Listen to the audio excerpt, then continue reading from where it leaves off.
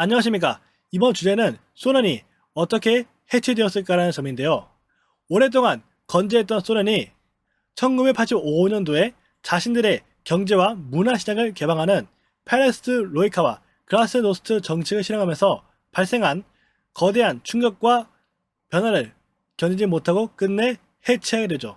저는 이러한 상황이 벌어진 점에 큰 의구심이 들어서 분석하게 되었고 끝내 여러분에게 공개하고자 합니다.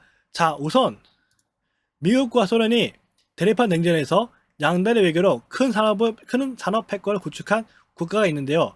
그게 바로 일본과 독일입니다. 자, 우선 일본은 1958년도부터 일본과 소련 간의 협력을 주장하는 협회를 창설하면서 통상협정에 조연하였고 항공로를 개선하며 차관협정과 어로협정을 조연해내죠. 그러면서 소련의 한국 승인 여부에 논의하였고 장기적인 경제협정에 체결하기로 제의하기도 했습니다. 그러면서 독일은 1957년도부터 외교 각서를 수교하고 통상협정에 합의하며 원자력협정과 직사항로를 제의하였고 20년간 천연가스와 청화파이프를 서로 공급하기로 체결하게 됩니다. 여기서 천연가스는 소련 것이고 철강 파이프는 독일의 것입니다. 자, 아무튼 독일이 경제와 문화와 항공협정을 체결하게 되죠. 자, 이러한 협력이 있던 와중에 1978년도 10월 12일에 일본과 독일이 서로 간에 통화안전 합의를 맺으면서 고정환율 기반의 유럽 통화체제를 도입하기로 논의합니다. 자, 여기서 두 수상은 엔과 마르크가 달러를 제치고 국제통화 거래에서 주도권을 잡는 것을 원치 않는다고 말하였죠. 자, 이 두 수상의 발언의 의도를 분석하자면 첫째, 공산권과 협력하는 자신들을 미국이 민주주의와 자본주의를 파괴하는 국가로 선동하려는 상황을 저지하며 두 번째는 소련이 자주적인 무역 패권을 지키면서 자신들을 억제해야 한다는 판단을 하지 않으려는 처신을 형성하는 데 중점을 뒀다고 봅니다. 자, 그리고 이 일본과 독일의 두려움은 바로 세계를 향한 무역 공쟁에서 일본과 독일에게 통화적으로 노예처럼 희생되지 않으려는 미국과 소련의 연합적인 대응이었다고 봅니다. 자, 시간이 흘러서 1986년도 1월 22일에는 일본과 독일이 방위 및 안보, 우주, 원자력 분야에서 협력하기로 결정하는데요. 자, 이 와중에 독일은 유럽과 일본에게 산업기술과 방위 분야에서 긴밀한 협력 관계를 가져야 한다고 주장합니다. 예. 자, 이러한 독일의 요구를 분석하자면 미국과 소련의 연합적인 세계 관리를 파괴할 수 있는 제품 수준과 물리적인 파괴력을 형성하는 준비를 하고자 했던 의도가 아니었을까 싶습니다. 일본과 독일의 외상 성명을 보시면 경제 분야에서의 밀접한 협력뿐만 아니라 세계 안보를 유지해야 할 공동의 책임을 가지고 있다고 말하게 되죠. 자, 아무튼 독일의 마르크는요, 유럽 경제의 기초 통화로 존재했었습니다. 자, 그래서 이 앞서 세 가지 기사와 보고서를 요약해서 말하자면 첫째, 한국 경제의 독일 마르크와 기초 통화 지위 흔들 기사에서는 유럽 최대의 독일 경제를 바탕으로 지난 40년간 유럽의 기초 통화로 자리를 굳혔으며 독일 연방은행의 일관성이 있는 인플레 억제 정책과 단 한 차례도 평가 제외된 적이 없다는 사실이 있었으며 이와 같은 마르크 강세 덕택에 독일은 금리를 유럽의 최저 수준에 유지해야 할 수 있었다고 말합니다. 자, 그러면서 경제정보센터의 엔화, 마르크화 절상 추세로 국제통화 판도 바뀌어 라는 보고서에서는 엔화와 마르크화의 가치 상승은 일본과 독일 경제의 비약적인 성장을 반영한 것으로서 국제통화의 지위를 격상시키는 원동력이 되었다고 말하죠.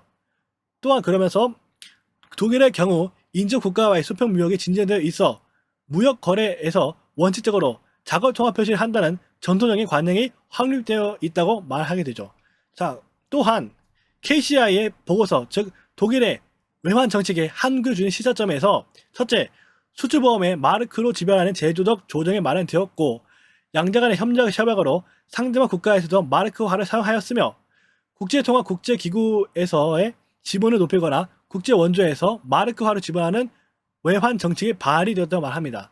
자, 그만큼 마르크는 나름대로 전 세계를 주무르는 기축통화로 존재했었습니다.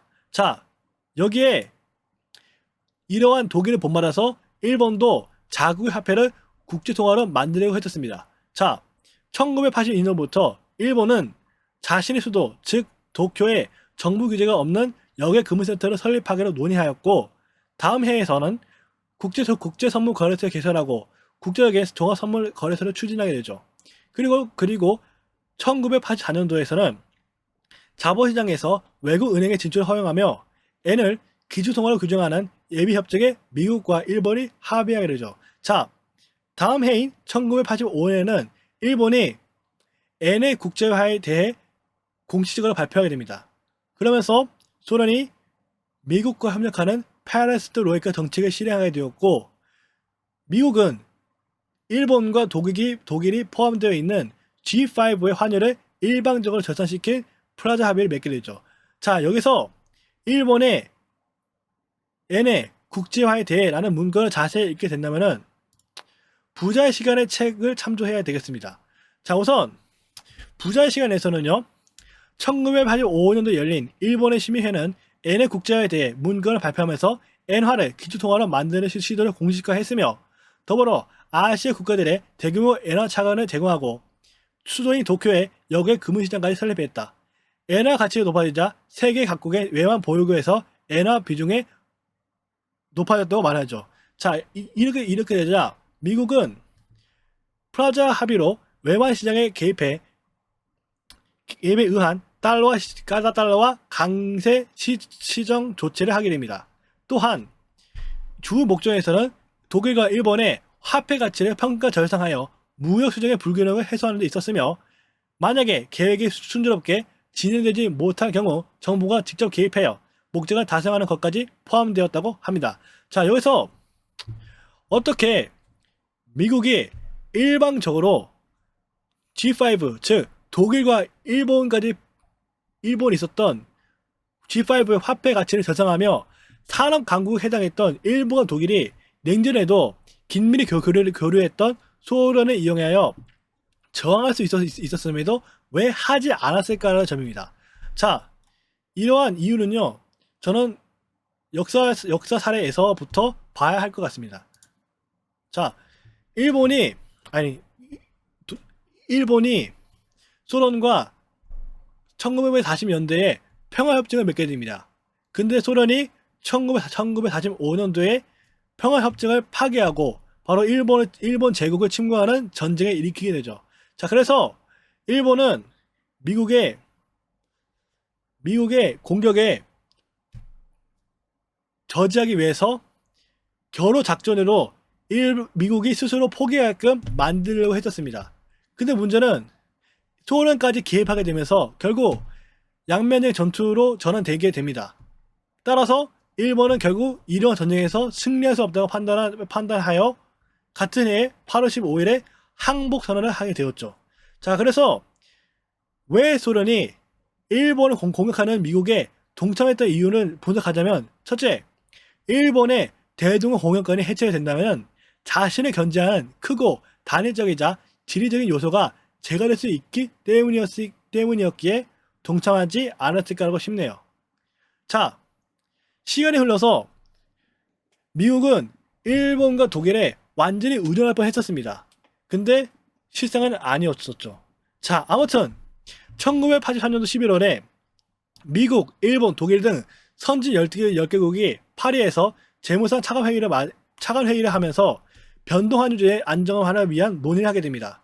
자, 그래서 이 체계 변화에서는 기축통화에 일본의 엔과 독일의 마르크를 추가하는 방안이 논의되었다고 하죠. 자, 그러면서 미국의 전 재무장관 로저가 기축통화를 달러, 엔, 마르크로 형성하며 환율을 중앙은행과 재무성의 개입으로 관리해야 한다고 주장하게 됩니다. 자, 그래서 이에 따라 중간 추론하게 된다면 통화로 작동하는 전 세계 산업과 금융 교류가 미국, 일본, 독일로 지배될 수 있다고 할 수 있죠. 자, 그래서 이에 따른 소련 입장에서는요, 만약에 일본과 독일이 전 세계를 포섭하는 화폐 불화가 만들고 달러의 미국이 3극 체제로 동참한다면 결국 경제적으로 자신들이 주변 국가들에게 고립되거나 선택적인 자주권을 뺏겨지는 위기를 맞이할 수 있다고 판단하는 것 같습니다. 그래서 이에 따르는 소련의 대응은 일본과 독일의 성장을 위한 양다리 외교에 악용되는 이념 대립을 중단하고 자신들의 경제 규모와 국익을 미국의 자본시장에 참여해서 키우는 계획으로 전환하게 됩니다. 자, 그래서 소련이 만들어낸 결과물은요, 바로 페레스트로이카와 글라스노스트였었고, 이에 따른 미국과 소련 간의 교류가 일어나게 됩니다. 그러면서 프라자 합의까지 벌어졌고, 이 프라자 합의 이후에는 일본과 독일의 군사협정까지 다 벌어지게 되죠. 자, 그래서 여기서 미국의 목적은 무엇이었는가를 한번 분석하자면, 첫째, 패권 대립에서 경제적으로 고립되거나 자주성을 잃는 것을 막으려는 소련이 자신에게 의존하도록 유도하지 않았을까라고 싶네요. 자, 그래서 소련은 미국이 주도하는 민주주의와 자본주의 체계를 받아들이면서 불필요한 군사와 연맹을 없애려고 했었습니다. 예. 1985년도부터 소련은 경제와 문화 규제를 없앤 페레스트로이카와 글라스노스트를 실행하였고, 미국과 소련 간의 제네바 회담에서 양국의 핵 비축량을 50%를 감축하기로 합의하게 되죠. 그리고 다음 해에는 미국과 소련의 레이카비크 정상회담을 진행하게 되었지만 미국의 전략망이 구상해서 결렬하게 되었죠. 다행히 1987년에는 중거리 핵전력 협정에 타결하게 되면서 최대 5,500km에 이르는 미사일을 제거하게 되었고, 또한 1989년에는 제1차 전략무기 감축 협상에서 군사비용을 제거해서 경제 발전으로 이어지게 만듭니다. 또한 아프가니스탄에서 철수하고 양국 간의 협력을 약속하는 몰타 회담까지 개최하게 되죠. 자, 그리고 1996년에는 나토의 동지는 금지하기로 합의하였고, 그리고 바르샤바 국가의 독립선거를 허용하게 되었죠. 자, 그래서 여기에서 소련의 목적은 바로 일본의 대동아 공영권과 독일의 유럽연맹이 부여한 압력에 자신들의 국부를 조정하는 이념 대립을 탈피하는 데 중점을 두었다고 봅니다. 자, 하지만 소련이 이러한 활동을 했음에도 근데 예상외의 결과로 패권 악화를 겪게 되죠. 자, 우선 경제 구조가 변화가 일어나게 되면서 급격하게 소비 투자와 소비 규칙이 파괴되는 혼란과 부패가 발생하게 됩니다. 이에 따른 소련의 국가 경제가 붕괴하게 되었고, 그리고 군수 산업 규모가 갑자기 감축하게 되면서 대략 5분의 1의 노동자가 실직되는 사태가 벌어지게 되죠.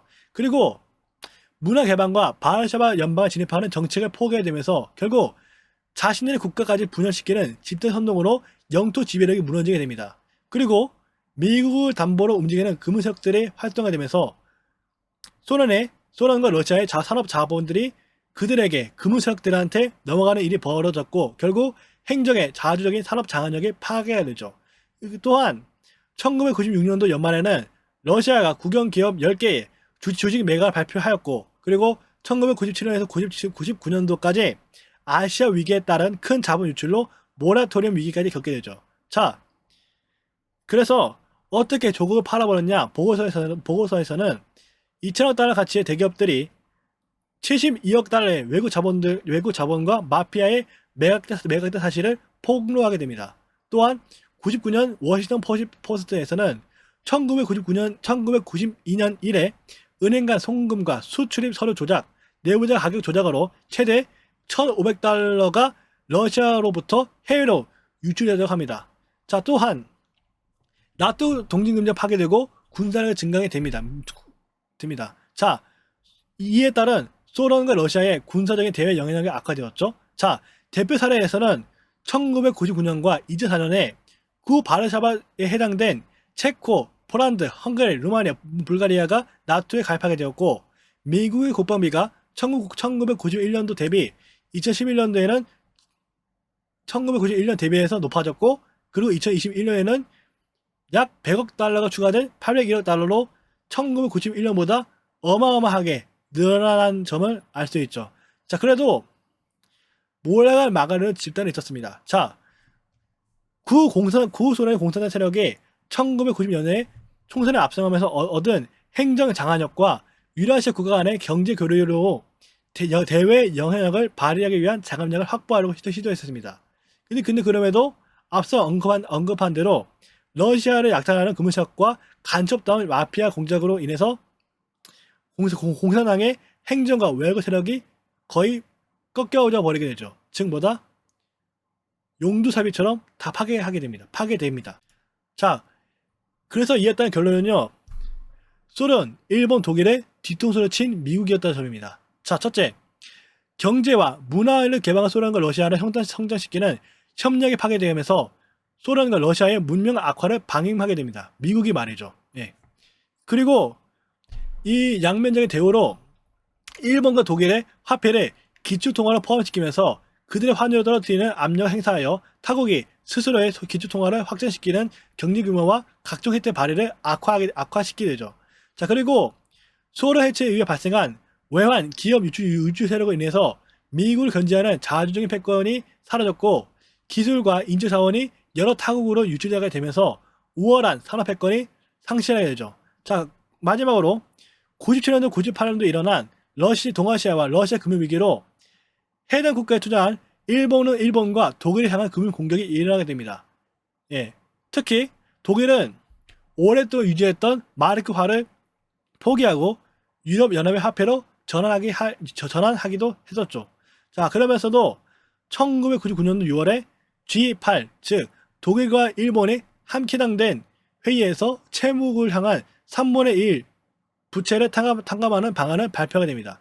자, 이에 따라서 일본과 독일의 경제 패권을 악화하는 데 영향을 끼치지 않았을까 싶은 거예요. 자, 미국의 목적은요, 전 세계를 일반적으로 지배하면서 자신을 견제하는 핵심 각국들의 패권을 악화시켜서 전 세계를 지배하는 데 안정성을 확보하였던 겁니다.